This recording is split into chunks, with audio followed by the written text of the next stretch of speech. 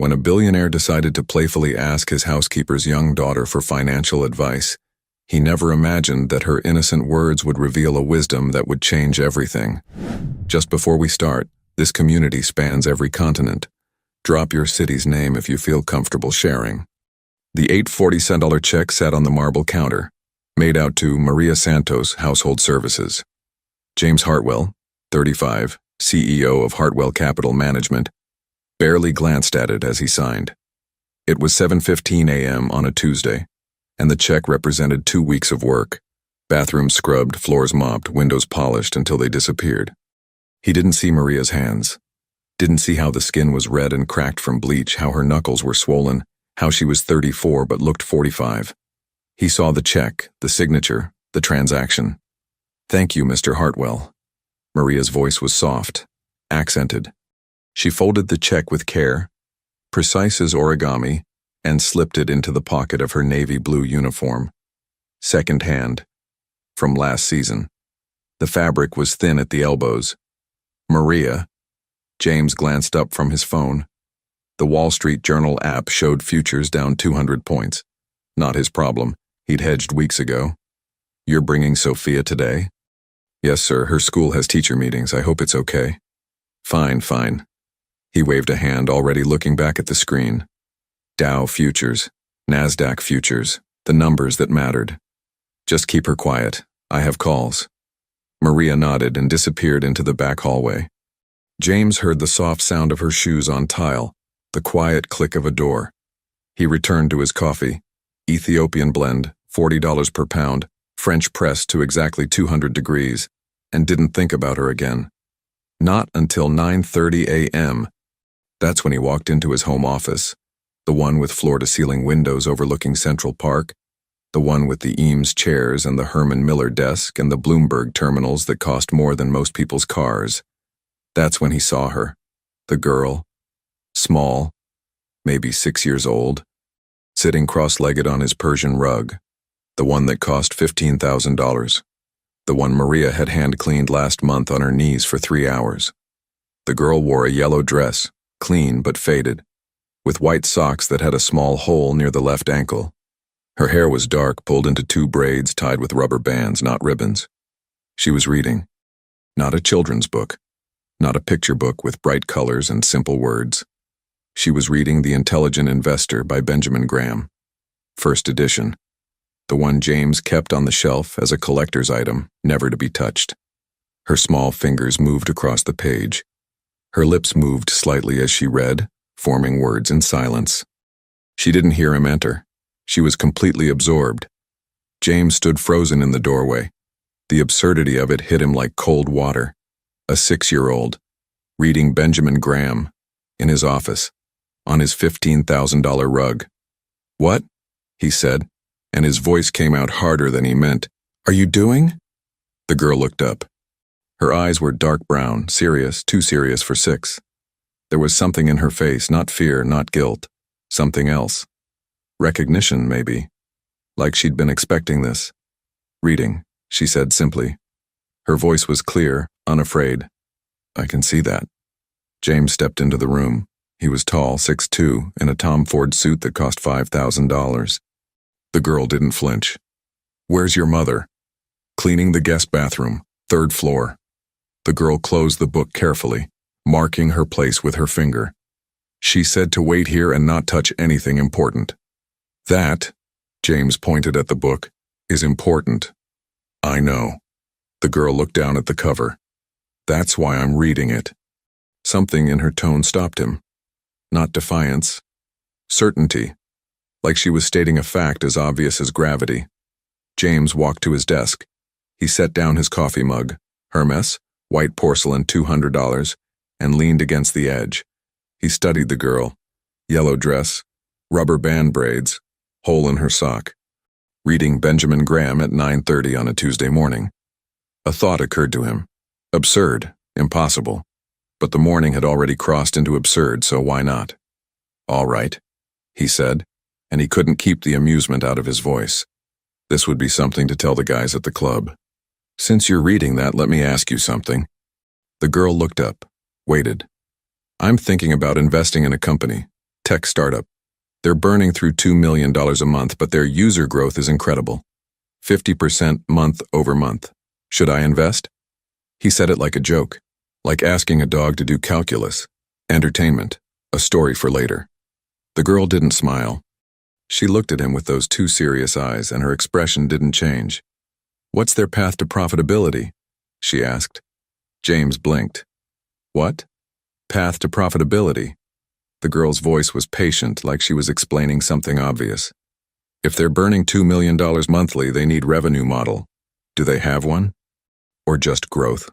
The room felt smaller suddenly. The air felt different. James straightened from the desk. They're focusing on growth first, he said slowly. Monetization later. That's what they all say. The girl set the book down on the rug, carefully, respectfully. Papa used to say, growth without profit is just expensive hope. He said the dot-com bubble happened because people forgot that. Papa, past tense, used to say. James felt something cold move through his chest. Your father taught you this? Yes, sir. The girl nodded. He taught me lots of things. Before he died. The words were simple, matter of fact. No tears, no drama. Just truth, delivered in a 6-year-old's clear voice. James stood very still. The Bloomberg terminal behind him hummed softly. The numbers scrolled past. Green, red, green, red. The market didn't care about this moment. The market never cared. When did he die? James asked quietly. 2 years ago. I was 4. The girl looked down at her hands. Small hands, clean nails cut short. He got sick. Pancreatic cancer, stage 4. He had 6 months, but he lasted 8. Mama says he was stubborn. I'm sorry. Thank you, sir. The girl looked back up. He was a good papa. He was really smart. Smartest person I ever knew. James moved to one of the Eames chairs and sat. The leather was cool, perfectly conditioned. He leaned forward, elbows on his knees. What did your father do? For work?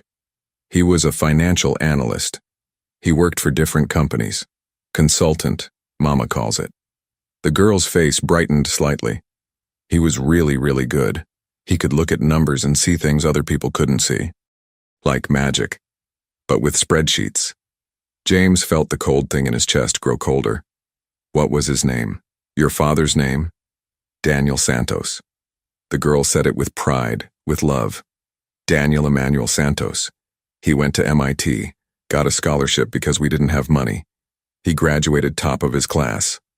Daniel Santos, MIT, financial analyst. Consultant. The name meant nothing to James. Should it? How many financial analysts were there in New York? Thousands. Tens of thousands. But something about this didn't add up.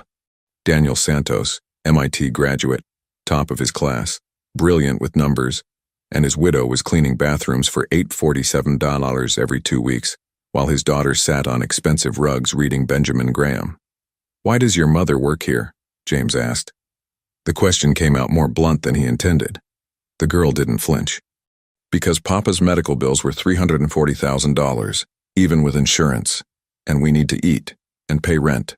Mama works 3 houses, here, and Mrs. Chen on Park Avenue, and Mr. Rodriguez in Tribeca. She works 16 hours most days. $340,000, 3 houses, 16 hours a day. James thought of the $847 check, 2 weeks of work, bathrooms, floors, windows, red hands, swollen knuckles. He thought of his coffee, $40 per pound. He thought of the rug beneath the girl, $15,000, 3 hours on her knees. That's why you're reading this? James gestured to the book. Because of your father? Yes, sir. The girl picked up the book again, held it like it was precious. Papa gave this to me. Well, not this exact one. He had his own copy, old and worn. He wrote notes in the margins. Mama keeps it in a box with his other things. But he used to read it to me at bedtime instead of fairy tales. He read you investment philosophy at bedtime? Yes, sir, chapter 4 was my favorite. Mr. Market. Papa would do different voices for Mr. Market when he was manic versus when he was depressed. Made me laugh. The girl smiled, small and sad. I like the lessons better than Cinderella. James sat back. The chair cradled him perfectly, ergonomically designed for maximum comfort. He looked at this girl, Sophia, he remembered now. Maria had mentioned the name before. Sitting on his floor, smiling a sad smile about bedtime stories that were Benjamin Graham chapters. Sophia, he said, testing the name. That's your name, right? Yes, sir. Sophia Marie Santos. Sophia. Can I ask you something else? Yes, sir. James stood and walked to the windows. Central Park stretched out below, green and vast and meticulously maintained. Joggers on paths, dogs on leashes, people who had time for jogging and dogs. If someone gave you $100, he said, still looking out the window, what would you do with it? He heard her think, heard the silence. When she spoke, her voice was steady. I'd give $30 to Mama for the medical debt. I'd put $50 in a savings account that Mama opened for me. It has 5% interest, which Papa would say is acceptable for emergency funds, and I'd keep $20 for something I need. James turned around. What do you need? New shoes. Sophia looked down at her feet. The white socks. The hole. These are getting too small. But Mama says we have to wait until next month. James looked at her feet, looked at the hole in the sock, looked at this 6-year-old who understood compound interest and debt payoff strategies and the difference between needs and wants. Your father taught you well, he said quietly. He tried, sir. He said the most important thing wasn't being rich.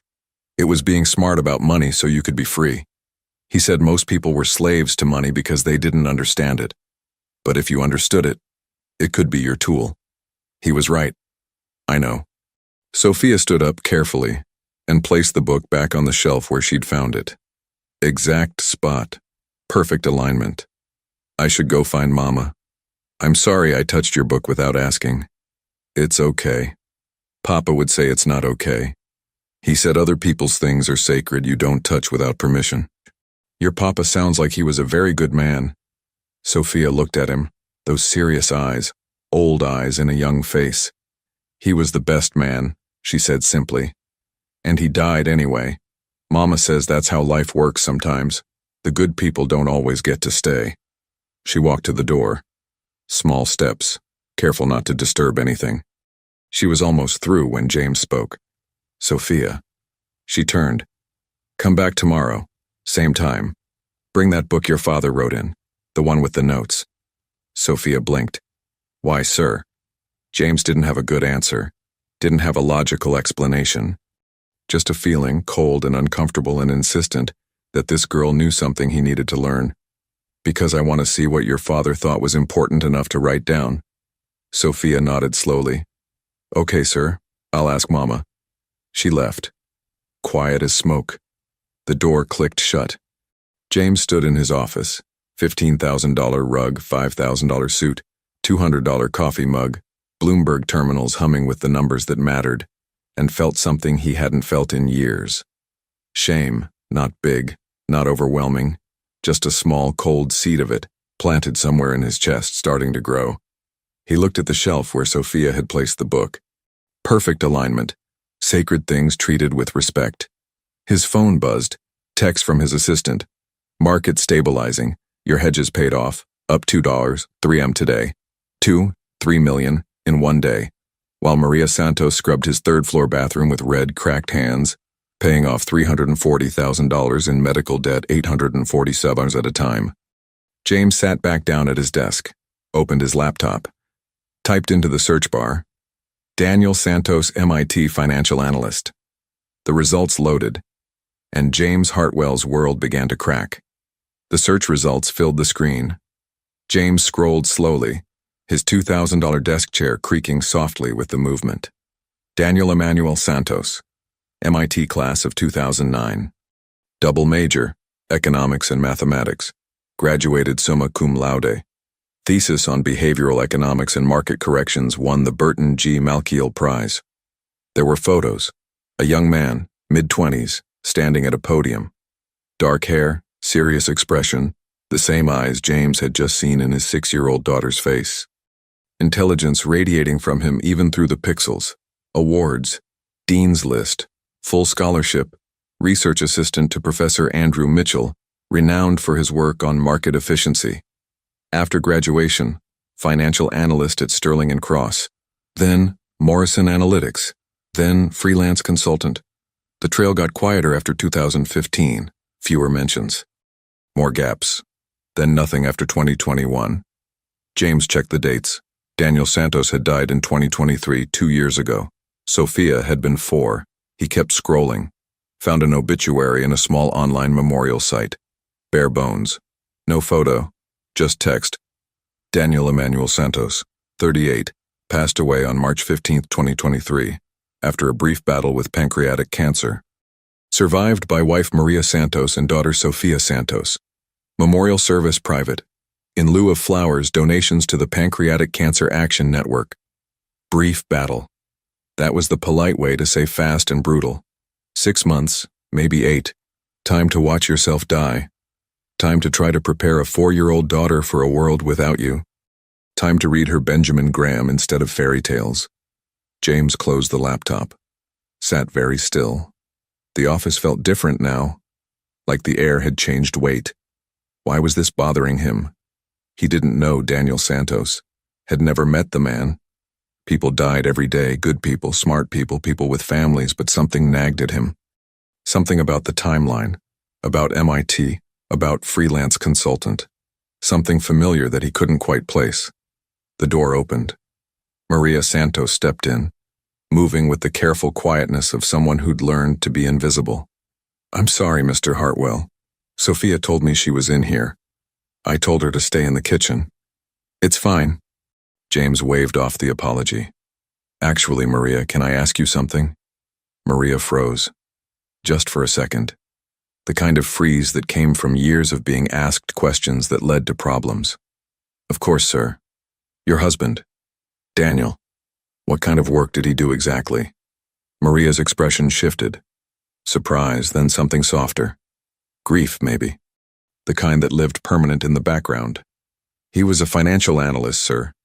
Very good one. He worked for companies, looked at their numbers, told them what to fix. Did he work for any companies I might know?" "I don't know, sir. He worked for many companies. He didn't talk about them much, said it was confidential." "When did he stop working?" Maria's hands twisted together. "When he got sick, 2022, November. He tried to keep working, but the chemo was too hard. He got too weak." November 2022. James filed that away. "And before he got sick, he was working regularly?" "Yes, sir, good work. He made good money for a while.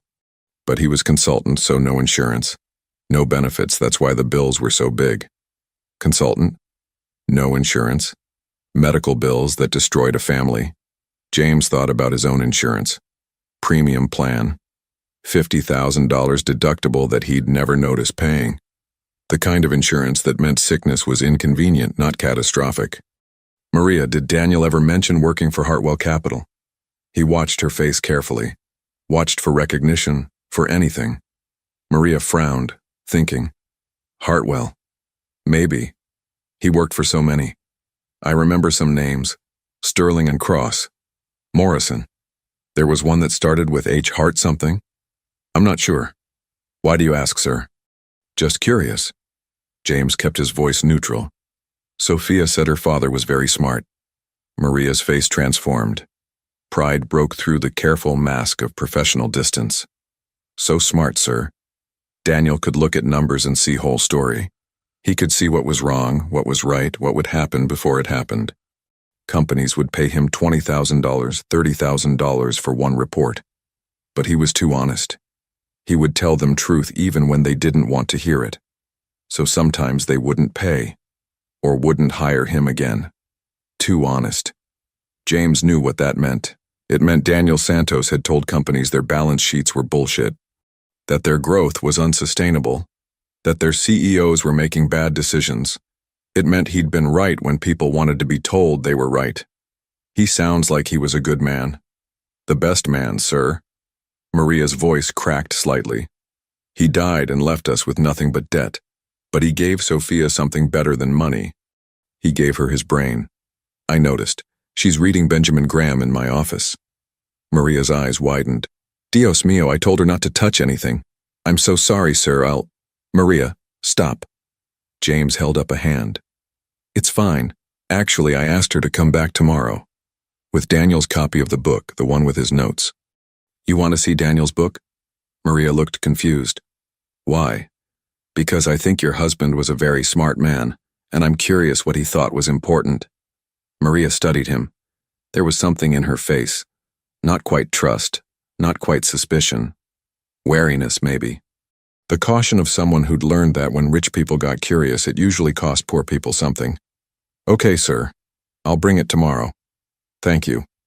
James turned back to his computer. Dismissal. Maria recognized it immediately. I'll finish the third floor, sir, then I'll be done for today. She left. The door closed. James sat alone with his thoughts in the humming Bloomberg terminal, and the feeling that he was missing something important. He opened his laptop again, navigated to his company's private servers, entered his credentials, accessed the consulting files from 2020-2022. Hartwell Capital had used dozens of consultants during those years. Market analysts, risk assessors, data scientists. All the expensive brains you hired to make sure you didn't fuck up when billions were at stake. He filtered by name, Santos. Nothing. He filtered by MIT, 23 results. He filtered by MIT plus economics, 7 results. He opened each one. Checked credentials, checked dates, checked. There. File name. HC Risk Analysis, Q4 2021 is confidential. PDF. Analyst, DES, external consultant, fee, $45,000, date, November 2021. James opened the file, 67 pages, dense, charts, graphs, regression models, stress tests, the kind of analysis that looked like chaos to most people, but was beautiful to anyone who understood it. Executive summary on page 2. James read the first line and felt his blood go cold. Current portfolio allocation shows critical vulnerability to systematic risk in event of Fed rate normalization. Projected loss potential, 340-380 milliliters based on 2 to 3% rate increase scenario. Recommend immediate hedging strategy via inverse correlation instruments and reduction of leverage ratio from 4:1 to 2.5:1. November 2021, 3 months before the Fed had started raising rates, 5 months before the market had crashed. James flipped through the document. The analysis was surgical, precise. It had identified exactly which positions were vulnerable, exactly how to hedge them, exactly what would happen if they didn't. James remembered November 2021. He remembered his team's confidence. The market was invincible. Rates would stay low forever. This was the new normal.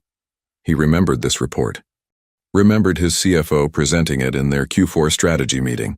He remembered dismissing it. Too conservative, he'd said. Too pessimistic. We're not running scared from theoretical scenarios. But someone on his team hadn't dismissed it. Someone had listened. His head of risk management, Rebecca Torres, had quietly implemented the hedging strategy anyway. Quietly reduced the leverage. Quietly repositioned the portfolio. When the market had crashed in 2022, Hartwell Capital had been almost perfectly positioned. They'd made money while competitors bled billions. Rebecca had gotten a $500,000 bonus. James had called her a genius. But it hadn't been her genius, it had been DES Daniel Emmanuel Santos, the man whose widow now scrubbed James's bathrooms for $847 every 2 weeks. James scrolled to the signature page. There it was. Standard consultant agreement. Payment terms. $45,000 upon delivery. Payment within 30 days of invoice. Invoice date, November 28, 2021. James navigated to the accounts payable records, found the invoice number, checked the payment status. Status, paid payment date, January 15, 2022. Amount, $45,000, so Daniel Santos had been paid. That was something. But then James saw the note field. Comments from the AP department. Payment delayed per CFO request. Consultant invoice flagged for review. Approved after secondary verification. Delayed. Flagged for review. What that meant was someone had questioned whether to pay at all, whether the report was worth $45,000, whether this consultant they'd never heard of deserved that much money. They'd made him wait. made him prove his worth, then paid him 6 weeks late. 6 weeks late. While Daniel Santos was probably buying Christmas presents for his 4-year-old daughter. While Maria Santos was trying to make rent. James closed his eyes. Thought of Sophia's words. Sometimes companies wouldn't pay, or wouldn't hire him again. Too honest, too willing to tell the truth. And now Daniel Santos was dead, and his analysis had saved Hartwell Capital somewhere between $300 to $400 million, and his widow was cleaning toilets. The math was obscene. James stood up, walked to the windows, looked out at Central Park. The joggers, the dogs, the carefully maintained paths. His phone rang. He glanced at the screen. Rebecca Torres. James, you see the Fed minutes? They're telegraphing another rate hold. Our positioning is perfect. We're going to print money this quarter. Rebecca. James kept his voice level. That risk analysis from Q4 2021, the one that led to our hedging strategy. Do you remember who did it? Silence then. I'd have to check. Why? External consultant. DES charged us $45,000. Oh, right, yeah, hell of a report. Guy was brilliant. We should hire him again. Can't. He's dead. More silence. Longer this time. Shit. When? 2 years ago. Cancer. That's rough. He was good. Really good. Yeah. James watched a couple walk their golden retriever across the grass. He hung up. Stood at the window for a long time. Tomorrow Sophia would bring her father's book. The one with the notes in the margins. The one he'd read to her instead of fairy tales. Tomorrow James would see what Daniel Santos thought was important enough to write down. Tomorrow he would start to understand what he owed. But tonight, he stood in his office, $15,000 rug, $5,000 suit, Bloomberg terminals humming, and felt the cold seed of shame grow roots. $45,000. Paid 6 weeks late after review. Daniel Santos's analysis had saved Hartwell Capital $300–400 million. The math was obscene, and James Hartwell was starting to understand that some debts couldn't be calculated on a balance sheet. The sun set over Central Park.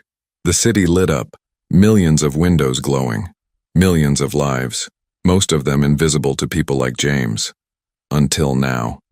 Until a 6-year-old sat on his floor and read Benjamin Graham and made him see what he'd been refusing to look at. His phone buzzed. Another text from his assistant. Dinner reservation confirmed per se 8 p.m. Ms. Wellington is looking forward to it.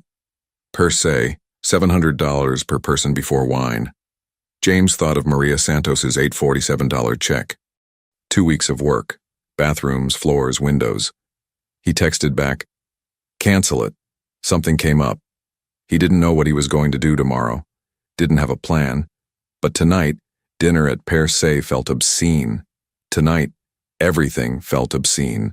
Tomorrow, Sophia would bring her father's book. Tomorrow, James would see what he'd been missing. Tomorrow, the debt would become real. The book arrived at 9:15 a.m., carried in Sophia's small hands like she was transporting something holy. James waited in his office. He'd been there since 7 a.m., unable to focus on work, unable to stop thinking about Daniel Santos and that report and the cold mathematics of what had happened. Maria knocked softly. Mr. Hartwell? Sophia has the book you asked for. Send her in. Sophia entered alone. Today she wore a different dress, pink, also faded, with a small stain near the hem that detergent had tried but failed to erase. Her hair was in the same rubber band braids, the same white socks with the hole. She carried the book against her chest, old paperback, corners bent, spine cracked from reading and rereading.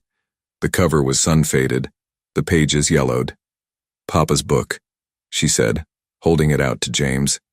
He took it carefully, felt the weight of it. Not just the physical weight, maybe 8 ounces, but the weight of what it meant. A dead man's thoughts, a father's legacy. Thank you for bringing it. Mama said I should stay while you look at it, to make sure it comes back safe. That's fair. James gestured to the Eames chair. Sit. You want water? Juice? Water is fine, sir. Thank you. He poured her water from the crystal pitcher on his desk. Waterford Crystal, $400. He handed it to her in a glass that cost $75. She took it with both hands, careful, like she understood that some things broke easily. James sat down and opened the book.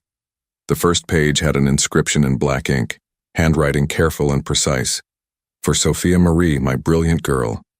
The world will try to teach you that money is everything. Don't believe it. Money is a tool, nothing more. What matters is what you build with it. Love, Papa. Christmas 2020. Christmas 2020.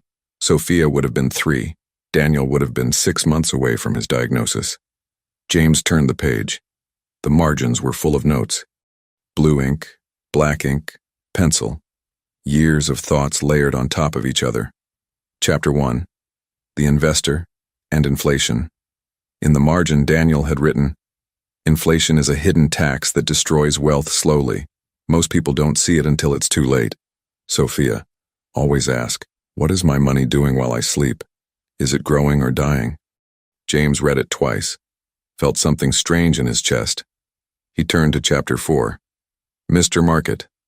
The chapter Sophia had said was her favorite. The margins were dense here. Daniel had drawn a small cartoon figure, Mr. Market as a stick figure with crazy hair and a manic smile. Another stick figure with the same crazy hair but a frown and rain cloud overhead. Next to the manic figure, Mr. Market is offering you prices, not truths.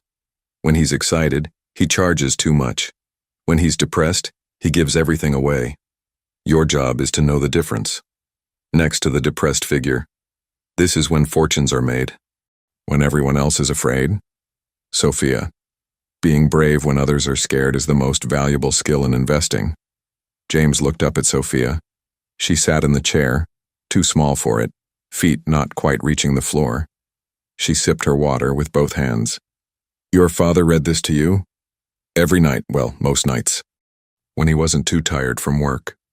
Sophia set down the glass. He would do the voices. Make Mr. Market sound silly when he was being manic.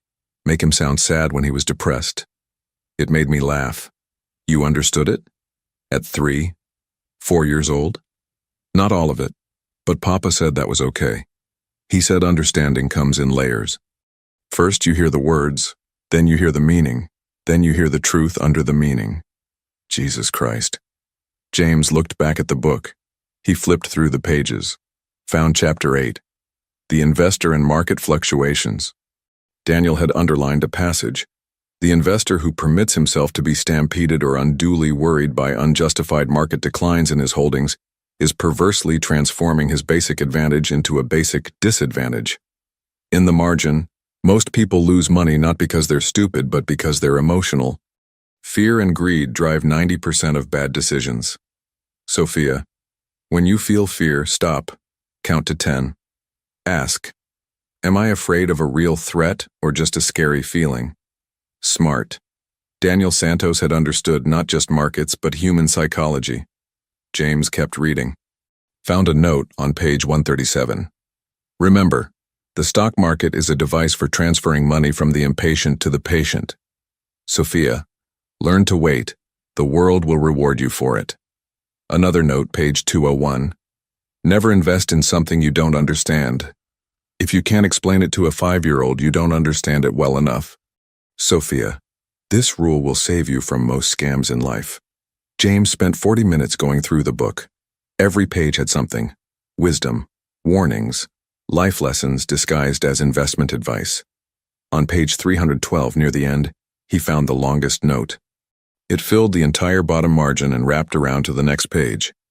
Sophia, by the time you read this on your own, really read it, not just listen to me read it, I'll probably be gone. The doctors say 6 months, but I'm fighting for more. I want to teach you everything, but there's not enough time. So remember this. Money is power, but only if you use it wisely. Most people use it to build bigger cages for themselves. They buy bigger houses they can't afford, bigger cars they don't need, bigger problems they can't solve. Don't be like them. Money should make you free, not trapped. Money should make you brave, not afraid. And if you ever have to choose between being rich and being good, choose good. The world has enough rich people. It needs more good ones. Love you forever, Papa. 3/1/2023. March 1st, 2023. 2 weeks before he died. James read it 3 times. Felt his throat tight. felt something burning behind his eyes. He looked up. Sophia was watching him. Did your father know he was dying when he wrote this? Yes, sir. Her voice was steady, too steady. He got very sick in February. The doctors said there was nothing left to do. So he used his good days to write notes in all his books. He had 47 books. He wrote in all of them. For you, for me and Mama. So we'd have his voice after he was gone. James closed the book, set it on the desk with care, cleared his throat. Sophia, can I ask you something? It's kind of personal. Okay. Do you remember your father working on a report in 2021 for a company called Hartwell Capital? Sophia frowned, thinking. 2021. I was 4. I remember Papa working a lot on his laptop. He would get excited sometimes, say he found something important. But he worked for lots of companies. I don't remember names. Did he ever talk about the reports he wrote? What they were about? Sometimes, when Mama asked how work was going, Sophia tilted her head. I remember one time he was really happy, said he'd found a big problem before it happened, said his report would save the company millions of dollars. Mama asked if that meant they'd pay him more, and he laughed and said no, that's not how consulting works. The cold feeling in James's chest spread. Do you remember when that was? End of 2021? November, maybe? It was cold. Papa wore his gray sweater, the one with the hole in the elbow that Mama kept trying to fix. November 2021. The Hartwell Capital report. Daniel Santos, wearing a sweater with a hole in the elbow, writing an analysis that would save $400 million, getting paid $45,000 6 weeks late. Did he seem worried about money? Your father? Sophia's expression changed, became guarded. We always worried about money, sir. Papa made good money sometimes, but it wasn't steady. Mama wanted him to get a regular job with insurance, but he said he liked being independent. He liked only working for companies he believed in. Companies he believed in? Yes, sir.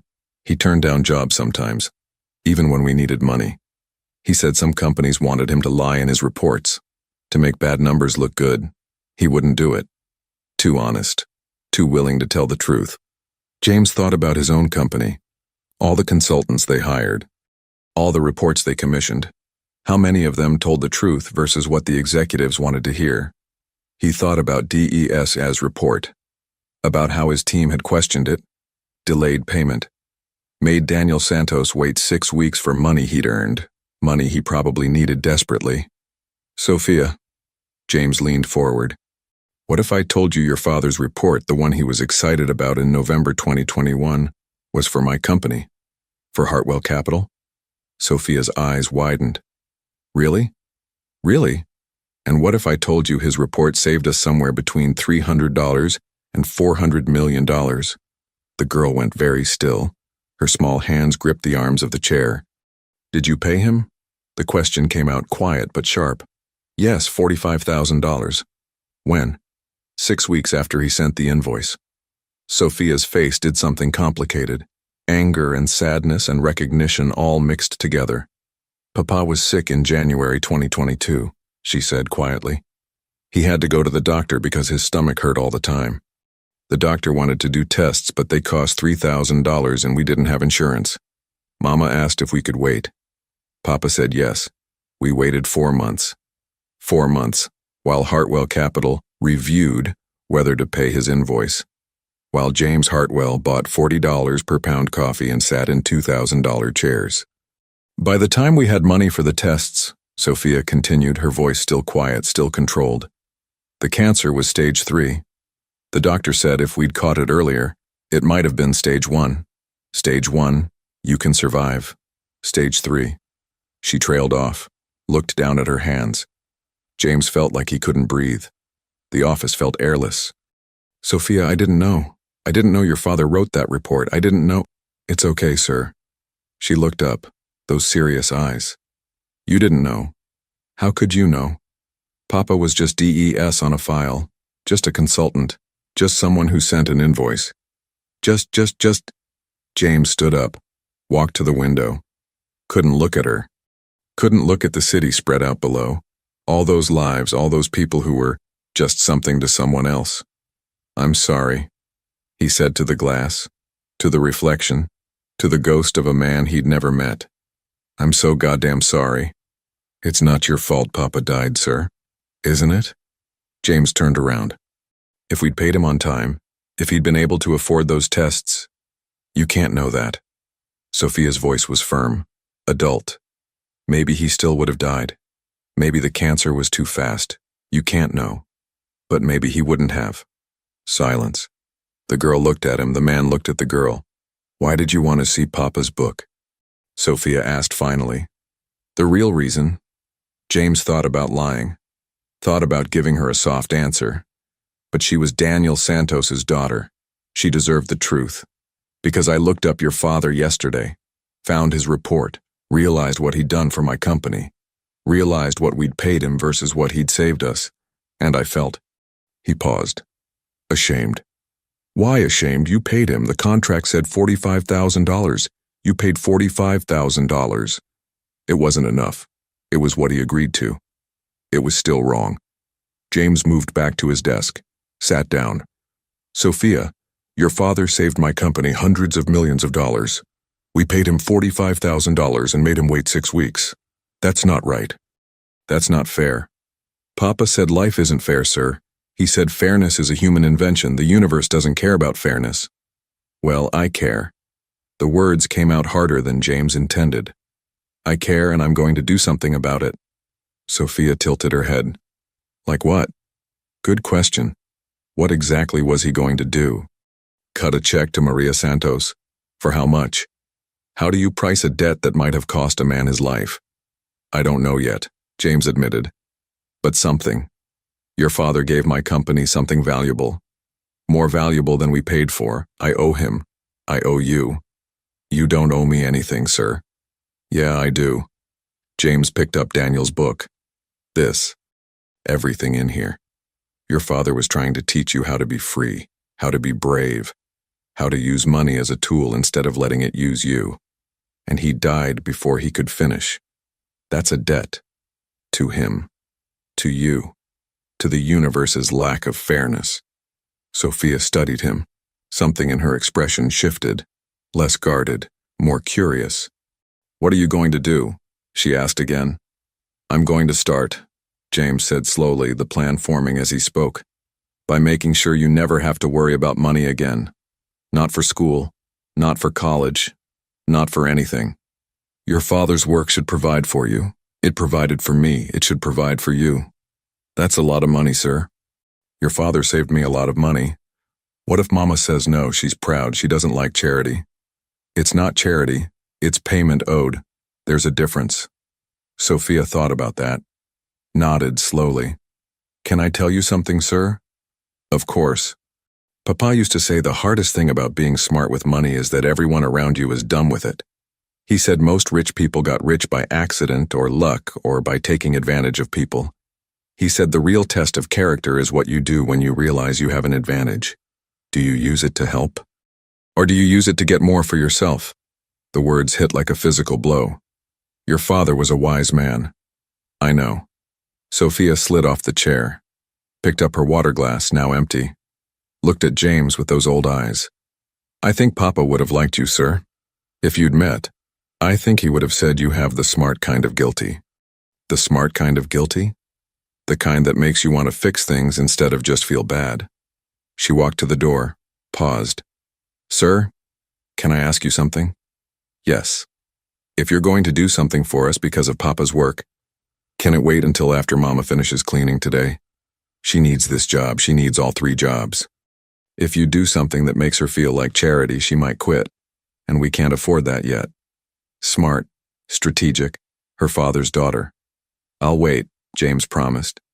But Sophia, this isn't going to be charity.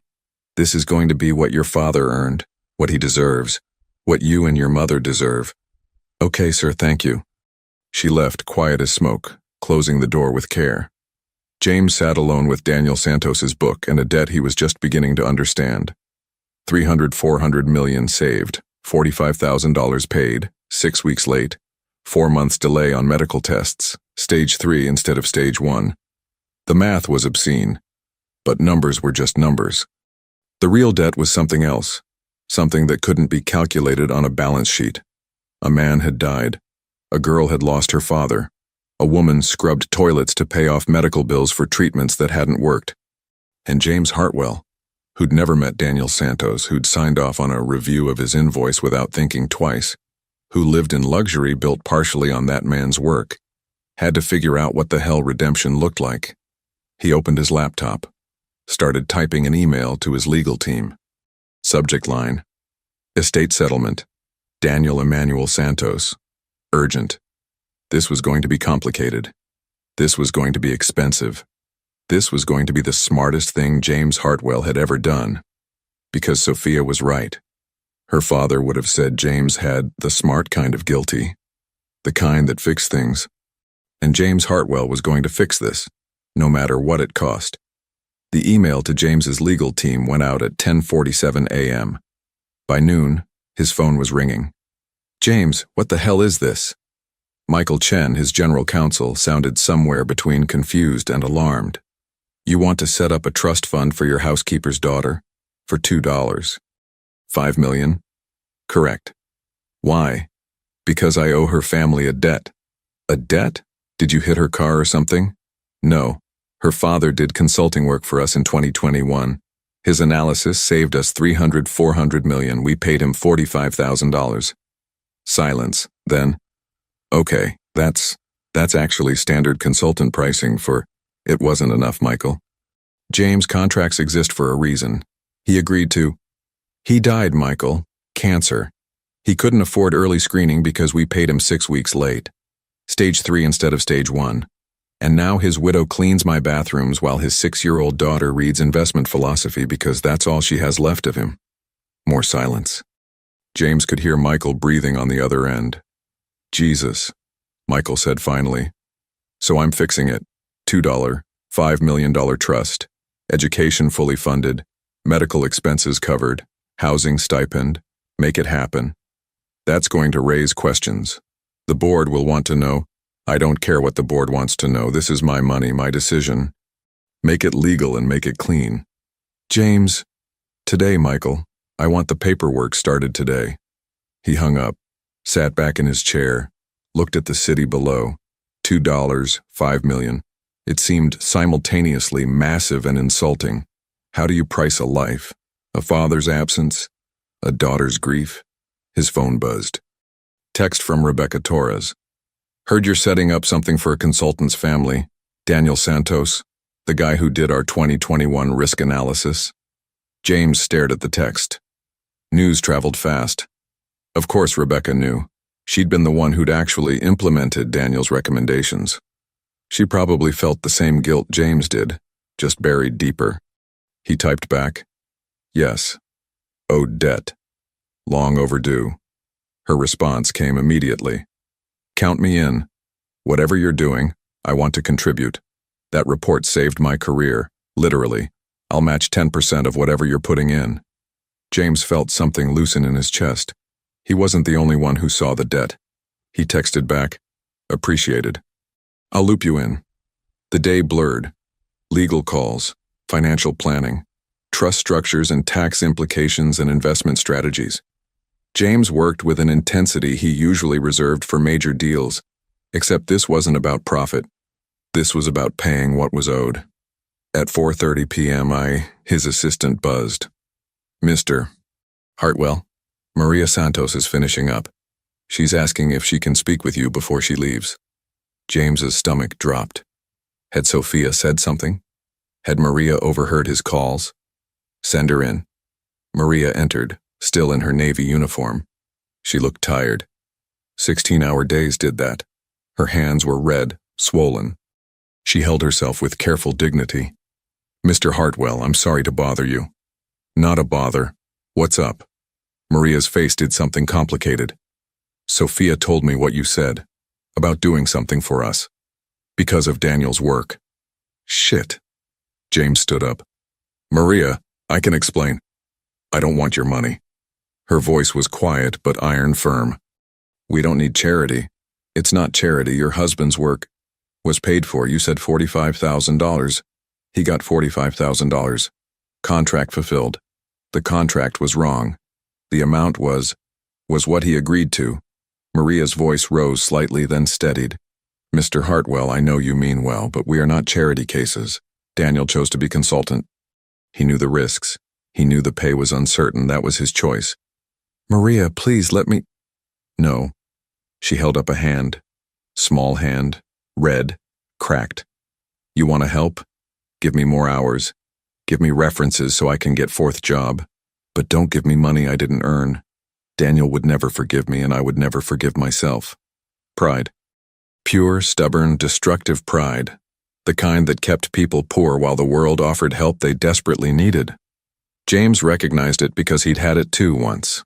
Before he was rich, when he was student loan broke and eating ramen and refusing his parents' money because he was going to make it on his own. Pride was expensive, and Maria Santos couldn't afford it.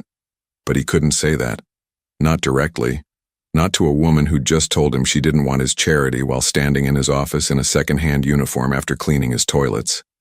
Okay, James said slowly. I hear you. No direct payments. But Maria, can I ask you something? She nodded, wary. If Sophia got a scholarship, a full scholarship to private school, fully funded by a foundation that recognizes children of exceptional consultants who died too young, would you accept that? Maria's eyes narrowed. Is there such a foundation? There could be. Created by you? Created by me and several others who benefited from your husband's work. Yes. That's still charity, Mr. Hartwell. No. It's recognition. It's honoring Daniel's work by investing in his daughter's future. She's brilliant, Maria. You know that. She reads Benjamin Graham at 6 years old. She understands concepts that most adults can't grasp. That's not normal. That's exceptional. And exceptional children deserve exceptional opportunities. Maria's face wavered. Just for a second. A crack in the armor of pride. I want her to have normal childhood, Maria said quietly. Not be special, not be different. Just be little girl. She's already different, you can't change that. Daniel made sure of it. He gave her a gift. His mind, his knowledge, his way of seeing the world. You can either let that gift grow or you can watch it waste away in a school that can't challenge her. Silence. Maria looked down at her hands. The red, cracked evidence of what pride cost. I'll think about it, she said finally. Thank you. That's all I ask. Maria turned to leave, stopped at the door. Mr. Hartwell? Yes? Why do you care, really? You didn't know Daniel. You don't know us. Why does this matter to you? James thought about the answer. The real answer, not the polite one. Because your daughter asked me a question yesterday. She asked why I wanted to see her father's book. And I realized I couldn't answer her. I realized I'd been living my whole life without asking why anything mattered. Just accumulating. Just growing numbers on screens. And then this 6-year-old looks at me with her father's eyes and I realized, what am I building? What's the point of all this wealth if I can't use it to fix the things that are broken? Maria studied him for a long moment. Something in her face softened. Just slightly. Daniel used to say something. He said most rich people have poverty of spirit. All money, no soul. He said the dangerous ones were the ones who started to see it. Who started to feel guilty. Because they either became saints or they became worse. Which do you think I'll become? I don't know yet, Mr. Hartwell. But I'll be watching. She left. James sat alone with the weight of her words. Saints or worse. No middle ground. His phone buzzed. Email from Michael Chen. Trust structure drafted. Reviewed by tax team. Legally sound. $2. 5M initial funding. Investment strategy conservative. Estimated growth to 8 to 12 monitored by time beneficiary reaches 18. Requires your signature and board notification. FYI only, not approval. Ready when you are. James opened the attachment. Read through the legalese. It was perfect, clean, untouchable. Maria couldn't refuse this. It wasn't direct payment. It was a foundation scholarship. It wasn't charity. It was recognition. It was a lie that told the truth. He signed it electronically. Hit send. Done. Except it didn't feel done. It felt like the beginning of something. Like he'd opened a door and now he had to walk through it, and he didn't know what was on the other side. The sun set. The city lit up. James sat in his office and thought about Daniel Santos's note in the margin of that book. If you ever have to choose between being rich and being good, choose good. But what if you could choose both? What if being good was actually the smartest investment you could make? The phone rang. Unknown number. James almost didn't answer, but something made him pick up. Mr. Hartwell? A woman's voice. Unfamiliar. This is Catherine Price. I'm the headmistress at Brightwell Academy. I received a very interesting application this afternoon. Brightwell Academy, the most exclusive private school in Manhattan. K-12 tuition $60,000 per year, waiting list of 200 families. I didn't submit an application, James said carefully. No, but your foundation did. The Daniel Santos Memorial Scholarship Foundation. First recipient, Sophia Marie Santos, age 6. Mr. Hartwell, is this legitimate? Completely legitimate. And you're prepared to fund full tuition, books, uniforms, and extracurricular activities for the next 12 years? 13, through high school graduation, and yes. Silence. Then, Mr. Hartwell, I've been headmistress for 17 years. I've seen a lot of scholarship applications. Vanity projects by guilty rich people trying to buy their way into heaven. This felt like one of those. Until I read Sophia's file. Her file? The application included her father's academic records. MIT, summa cum laude, his thesis, his consulting work. And it included something I've never seen before. A letter written by a 6-year-old explaining why she wants to attend our school. Not written by her mother or a tutor or you. Written by her. In her own words. James sat up. I didn't know about a letter. I'll read it to you. My name is Sophia Santos. My papa died when I was 4. He was the smartest person I knew. He taught me that learning is the most important thing you can do because nobody can take knowledge away from you. They can take your money and your house and everything else, but they can't take what you know. I want to go to your school because I want to learn everything I can so I can be smart like my papa and make him proud. Also, I want to make my mama proud because she works very hard and I want to show her that hard work matters. Thank you for reading this. Sophia Santos. James felt his throat close, felt his eyes burn. Mr. Hartwell? You still there? I'm here. That letter is the most genuine thing I've read in 17 years. If your foundation is real, if this isn't some elaborate PR stunt, I want Sophia Santos at Brightwell. She starts Monday. Monday? That's 3 days from now. I know. Can you make it happen? James thought of Maria. Her pride, her refusal. Her I'll think about it. I'll make it happen. Good. Because Mr. Hartwell, that little girl is special. And special children deserve special opportunities. Someone very wise must have told you that. She hung up. James sat in the dark office, city lights glowing below, and felt something he hadn't felt in years. Purpose, not profit. Not growth. Not market share or quarterly earnings or any of the numbers that usually mattered. Purpose. Daniel Santos had saved his company, had died 6 weeks too late for early intervention, had left behind a widow and a daughter and a legacy of wisdom written in the margins of a book. And James Hartwell was going to make sure that legacy didn't die with him, even if Maria's pride made it the hardest deal he'd ever closed. The call came at 8 a.m. Friday. Maria Santos. Her voice tight. Mr. Hartwell, I got a letter from Brightwell Academy. They say Sophia has full scholarship. They say she starts Monday. Yes. I didn't apply to Brightwell Academy. The foundation did, on Sophia's behalf. The foundation you created yesterday? Yes. Silence. James could hear her breathing, could hear the anger she was controlling. You went behind my back. I created an opportunity. You're free to decline it. You knew I couldn't decline it. You knew once Sophia heard about Brightwell, once she knew she could go. How could I say no? Then don't say no, Maria. Say thank you. Thank you? Her voice cracked. Thank you for making me feel like I can't provide for my own daughter. Thank you for showing her that her mother's work isn't enough. Maria, that's not... I have to go, Mr. Hartwell. I have Mrs. Chen's house at 9, and then Mr. Rodriguez, 16 hours today. Same as always. Because that's what I do. I work. I don't take handouts. She hung up. James stared at his phone. This was going worse than he'd planned. He'd thought Maria would be grateful. Thought she'd see this as honoring Daniel. But pride was a strange thing. It made people hurt themselves to prove a point.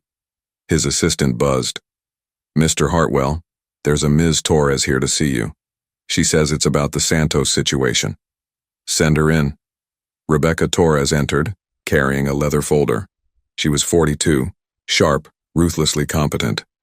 The kind of person who saw 3 moves ahead in any situation. We have a problem, she said without preamble. Maria's angry. Worse. The board heard about the foundation. They're asking questions. Why you created a $5 million trust for a consultant's family. Whether this sets a precedent. Whether every contractor who ever worked for us is going to expect similar treatment. I don't care what the board thinks. You should, because they're talking about optics, about how this looks, about whether James Hartwell has gone soft. Soft? James laughed, harsh. I'm paying a debt we should have paid years ago. I know that. You know that. But the board sees a CEO having a crisis of conscience and they get nervous. CEOs aren't supposed to have consciences. They're supposed to maximize shareholder value. Then maybe the board needs new priorities. Rebecca sat down, set the folder on the desk. James, I agree with you. Everything you're doing is right. Morally, ethically, practically, it's right. But right doesn't mean easy. And right now, you're about to make this much harder. How? The annual investor dinner is tomorrow night. 200 people. Every major investor, every board member. It's the biggest event of the year. And you need to be there looking confident and in control and absolutely not like a man having a moral crisis about consultant payments. So there's a rumor that someone's going to ask you about the Santos Foundation, publicly, at the dinner, in front of everyone.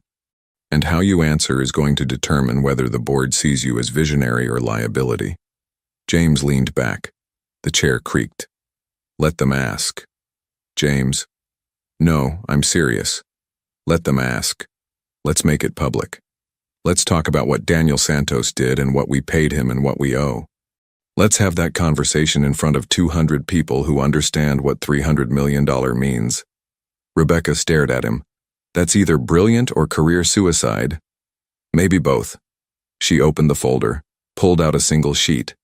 If you're going to do this, if you're really going to make this public, then you need to do it right. You need a story. You need to control the narrative. I have a story. A consultant saved us $300 million. We paid him $45,000. He died. We owe his family. End of story. That's not a story. That's a press release. You need emotion. You need connection. You need... She paused. Looked at him. You need Sophia there. James felt his stomach drop. What? Bring Sophia to the investor dinner. Introduce her. Let people meet Daniel Santos's daughter. Let them see who they're really talking about when they question your foundation. Put a face to the debt. Rebecca, she's 6 years old. I'm not using her as a prop. You're not using her as a prop. You're honoring her father. You're showing the board and the investors that this isn't about charity or guilt. It's about recognizing genius wherever you find it. Even if it comes from a 6-year-old who reads Benjamin Graham. James thought about it. Thought about Sophia in her yellow dress with the rubber band braids and the hole in her sock. Thought about her reading investment philosophy in his office. Thought about her saying, Papa would have said you have the smart kind of guilty. Maria will never agree. Then don't ask Maria, ask Sophia. That's manipulative. That's strategic. Big difference. Rebecca stood. Think about it. If you're going to fight this fight, fight it smart. Use every advantage, and James, that little girl is your biggest advantage. Because nobody can argue with her. Nobody can dismiss her. She's living proof that investing in people is the smartest investment you can make. She left. James sat alone, thought about tomorrow night. Thought about 200 investors in tuxedos and gowns drinking champagne that cost more than Maria's weekly paycheck, asking pointed questions about fiscal responsibility and shareholder value. Thought about Sophia standing in front of them, small, 6 years old, Talking about her father. It was either brilliant or cruel, maybe both. His phone rang. Sophia. She'd called his direct line. He'd given it to her after she'd brought the book. Mr. Hartwell, it's Sophia. Hi, Sophia. Everything okay? Mama's really upset. She's crying. She never cries. James closed his eyes. I know. I'm sorry. She thinks you're trying to make her feel bad about not being able to give me things. That's not what I'm trying to do. I know, you're trying to pay the debt, like Papa's book says. The invisible debts are the most important ones. James opened his eyes. He wrote that? Page 89, about moral obligations versus legal ones. He said most people only pay legal debts because you can't get sued for moral ones. But the moral ones matter more. Of course, Daniel Santos had written about moral debt. Of course, he'd taught his daughter that some obligations couldn't be calculated. Sophia, can I ask you something? Yes, sir. Tomorrow night I have a big event. Investor dinner.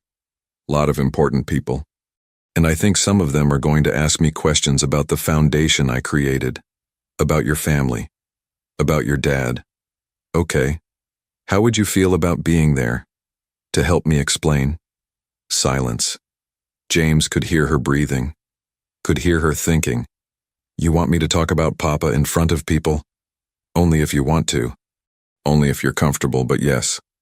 I think people need to hear about him, about what he did, about who he was. What would I say?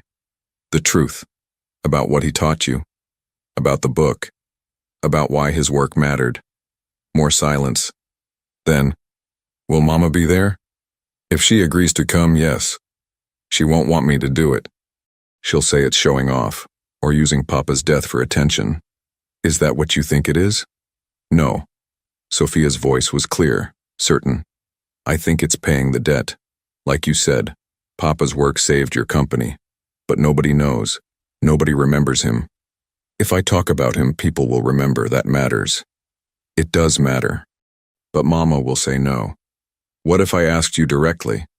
What if I explained why it's important? She'd still say no. She's really stubborn when she's trying to protect me. James thought. Calculated. Saw the move 3 steps ahead. Just like Rebecca did. What if you told her you want to do it? That you asked me if you could come? Silence. Long enough that James thought he'd crossed a line. Then, that would be lying, Mr. Hartwell. Would it?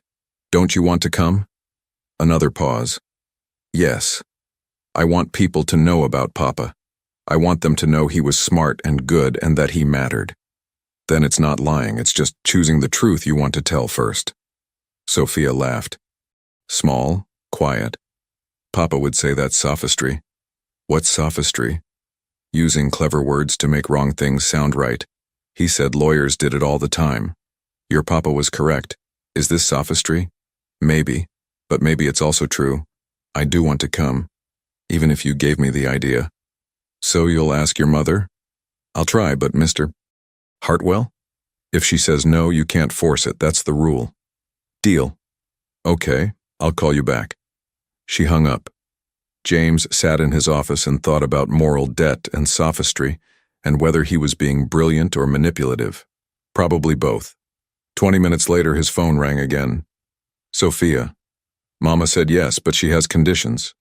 What conditions?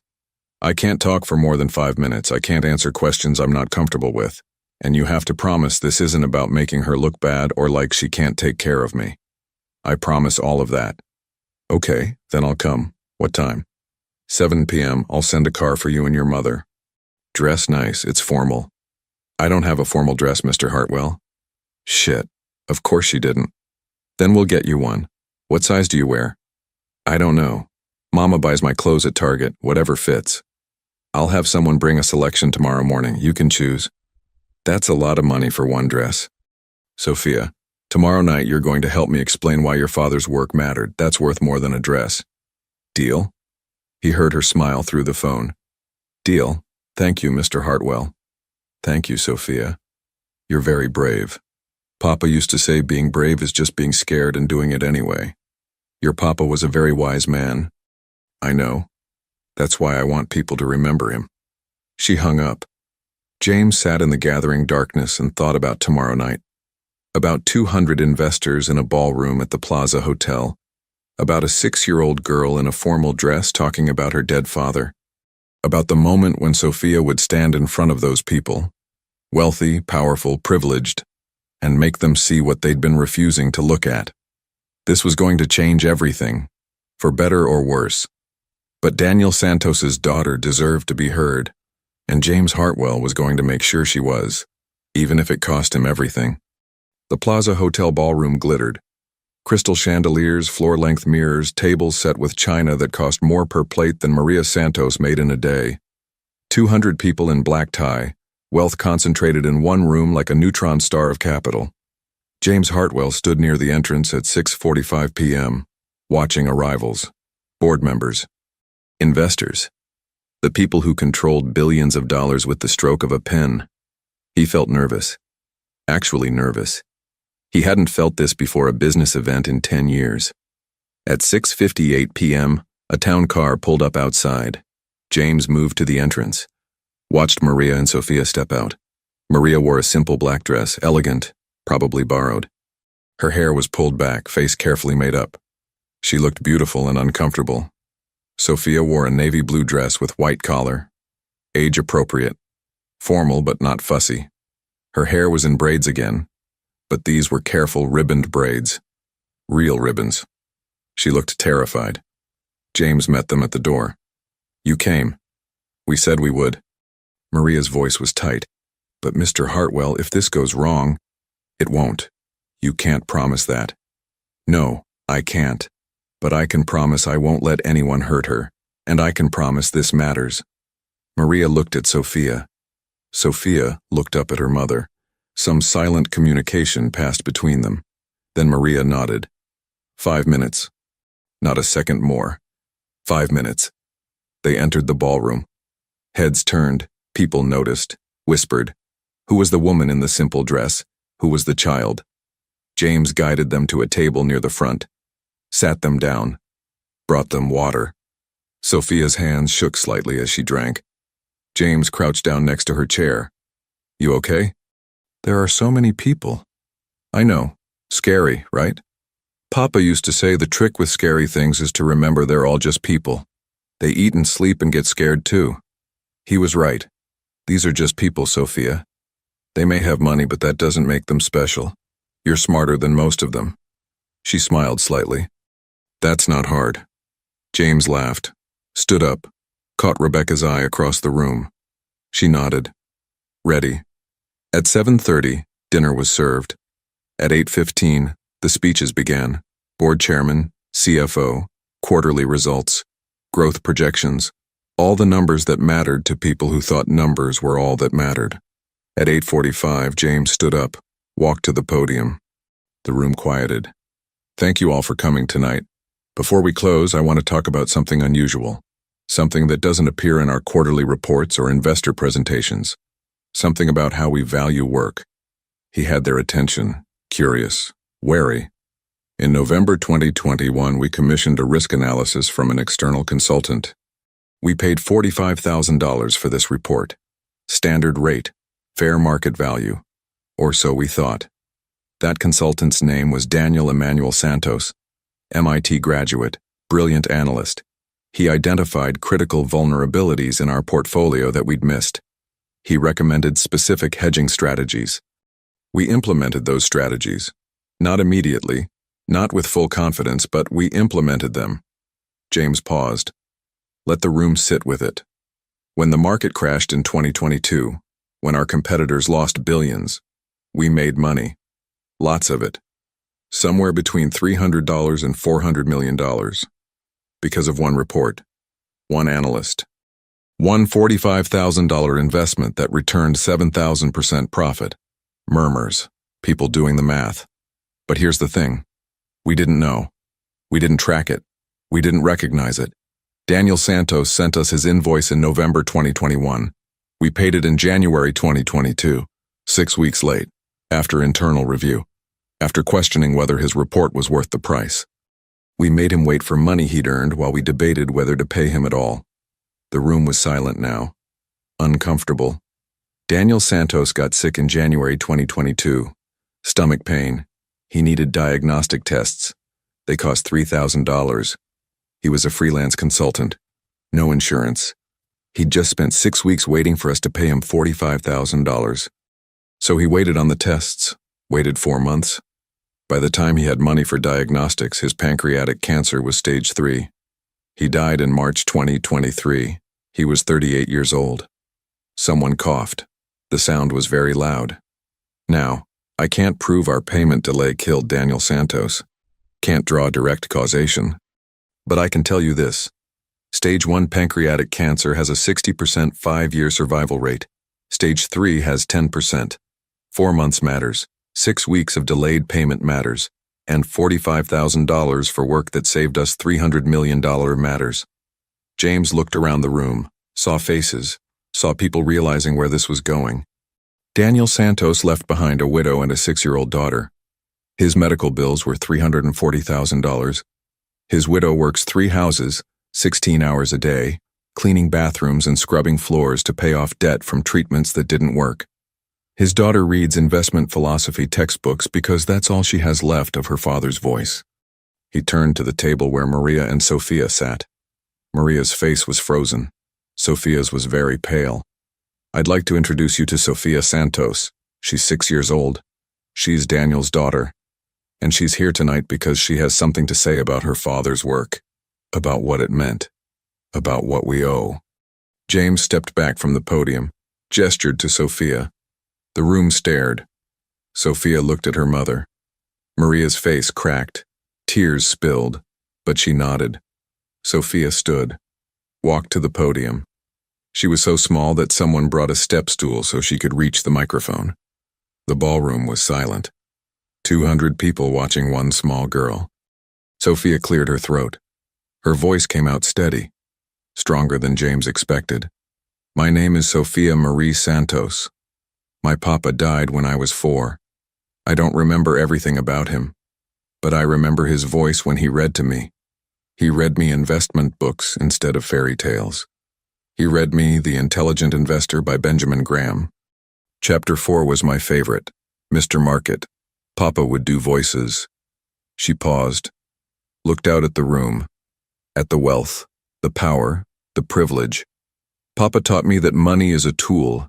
He said most people think money is the goal, but it's not. Money should make you free, it should let you choose, but it can also trap you, make you scared. Make you mean. Her voice caught slightly.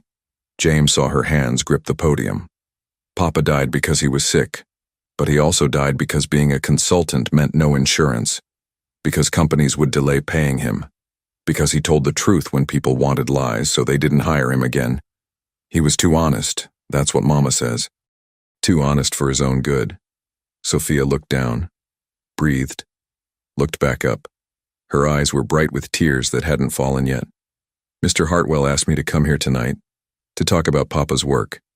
But I don't really understand all the numbers. I don't know what $300 million means, I just know that Papa worked really, really hard. And he died anyway. And Mama works really, really hard. And we still can't pay all the bills. She stopped, wiped her eyes. When she spoke again, her voice was different, harder, older. Papa wrote something in his book. He wrote, "The hardest thing about being smart with money is watching everyone around you be dumb with it." I didn't understand that when I was little, but I think I understand it now. All of you have so much money, and Papa had so much knowledge. But knowledge doesn't matter if the people with money don't listen. The room was absolutely still. You could hear breathing. Mr. Hartwell is trying to fix it. He made a foundation for me, for school, for my future. And Mama doesn't like it because she thinks it's charity. But it's not charity. It's paying the debt. Papa's work saved Mr. Hartwell's company $300 million. So this isn't a gift. It's just giving back what Papa earned but never got to collect. Sophia looked at James, then back at the room. I miss my Papa every day. Every single day. I miss his voice and his laugh and the way he explained things. I miss having a father. And I'm angry. I'm really angry. Because he should be here. He should be alive. And maybe if he'd had insurance, or if companies had paid him faster, Or if someone had valued his work the way they valued their profits, maybe he would be. Her voice cracked. The tears finally fell. So if you're sitting here tonight thinking Mr. Hartwell is soft or foolish or having a crisis, you're wrong. He's the only one who saw. The only one who understood that my papa's work was worth more than $45,000. Worth more than any contract. Because Papa gave you something you couldn't buy. He gave you the future.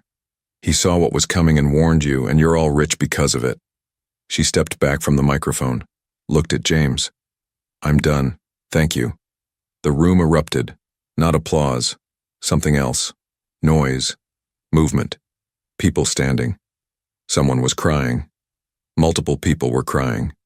James moved to Sophia. Caught her as she nearly stumbled off the step stool. Lifted her down, she was shaking, tears streaming, but her face was fierce. I did it, she whispered. I told them about Papa. You did it perfectly. Maria was there suddenly. She pulled Sophia into her arms, held her tight. She was sobbing. Loud, broken sobs. Mi amor, you were so brave.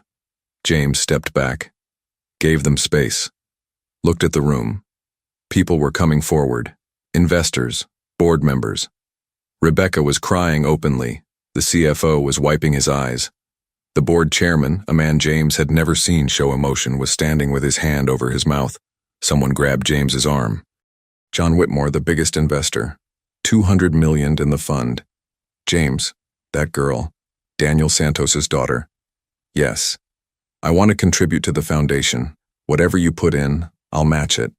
John, you don't have to. I'm not asking. I'm telling you. That man saved us millions. His daughter deserves everything. Everything. Others joined. Pledges flying.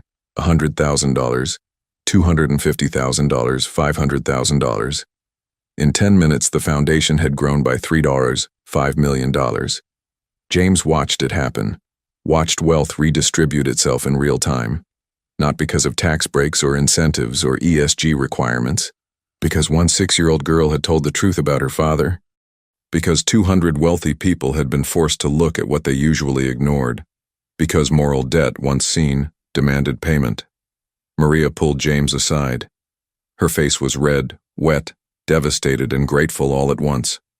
I was wrong, she said. About the charity, about the pride. I was wrong. Maria, no, listen. I thought I was protecting Sophia by refusing help. I thought I was teaching her strength. But I was teaching her that pride matters more than opportunity. That's not what Daniel would have wanted. He would have wanted her to have every chance, every advantage. She looked at Sophia, still surrounded by people. Important people, wealthy people. All of them looking at her with new eyes. Thank you, Maria whispered. For seeing her. For seeing him. For paying the debt no one else knew existed.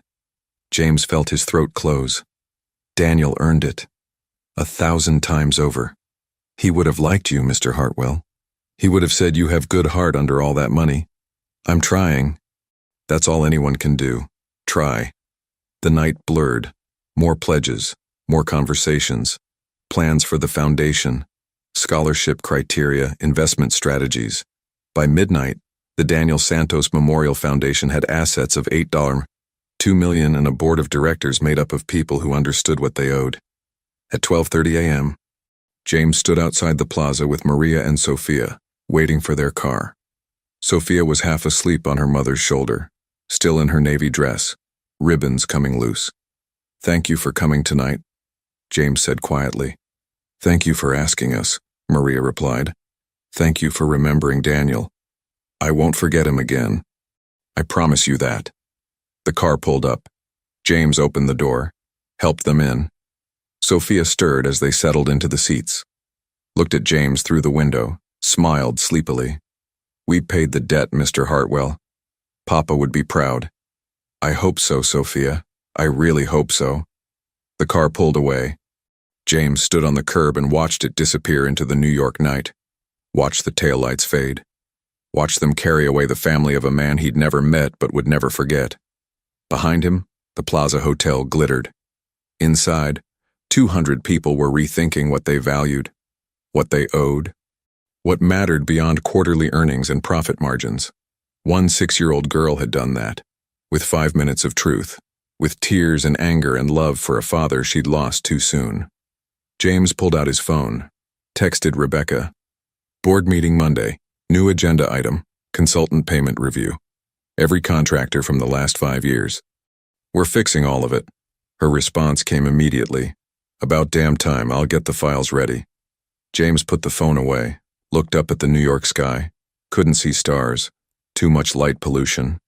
But he knew they were there, constant, eternal, indifferent to the small human dramas playing out below. But humans weren't indifferent. Humans could see debts and pay them. Humans could recognize value and honor it. Humans could choose to be better than the contracts they signed and the numbers they calculated. Daniel Santos had known that, had taught his daughter that, had written it in the margins of a book that now sat in James's office on his shelf, treated with the respect it deserved.